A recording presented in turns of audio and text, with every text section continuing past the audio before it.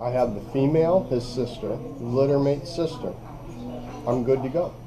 And I cannot keep all the dogs. That's just a given. That's how you ended up getting Smoke Signal, Chief Smoke Signal. So old Chief ended up back with you because my kennel was full. Yeah. I can only handle so many. And that's exactly what's happening here. This is a prize dog that has the potential to go on and be something. Up to the dog. Well, So- you know, the thing with that is that too often of times there are people that think that a dog that somebody like you might give up, or somebody like myself that Right. might want to move on, is a situation where that dog's not a good animal, and that you don't want to. It's a mistake people make all the time, and I have been very fortunate to have been the recipient of getting quality dogs from great dog guys. I mean, I have a great pup from Franklin Asa. I've gotten some great dogs from Sean Derrick. That those dogs didn't fit their string because the number of dogs they had, okay, at the time, and their starting dogs, their field trial dogs, and then the dogs they were developing as derbies, and then the young dogs that they were developing.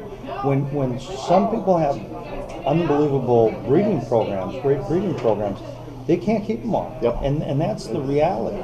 That's the reality. And so I think a lot of people shy away from dogs that are being sold by individuals because of that. And some of it is you have to go see for yourself. You got to go look at the physical specimen. You got to look at the animal. Smoke Signal was an example of a dog that, as a young dog, was not particularly. He wasn't on the top of the litter list.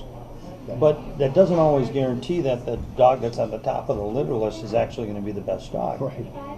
You know, when you have the right people looking at the right attributes of animals, you can develop a program. But I think the program takes more than one individual, and that's what we're working on. He knows how to eat, so I got to get going. He's got to keep up. Cuttlefish is good. I told him, I said, look, I'm going to sneak you guys along, and I did. The thing that I think is often mistaken about bird dog guys is that they don't like good food.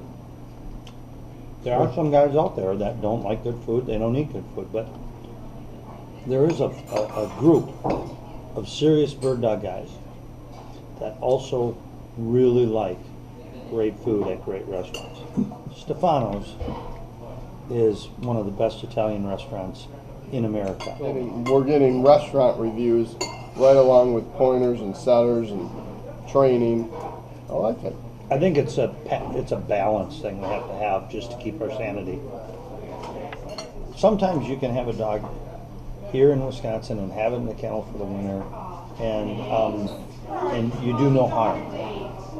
But you're not really advancing his development. But if you can get him in the right situation with the right opportunities, and have them down south for some work, they get that exposure. Later on, when you want to bring that dog back down south, there's not a hurdle. The hurdle A lot lower. is a lot lower when you bring them back down. Say you finish the dog out, you're working him, and you want to put him on the circuit.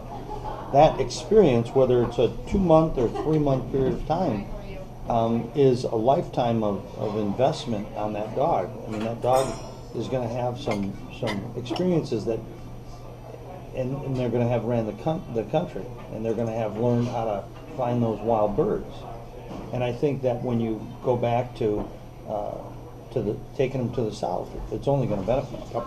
I agree. And in the end, we kind of agree that, you know, viral videos are a great opportunity to kind of tell your story, who you are, what you do, what you're about.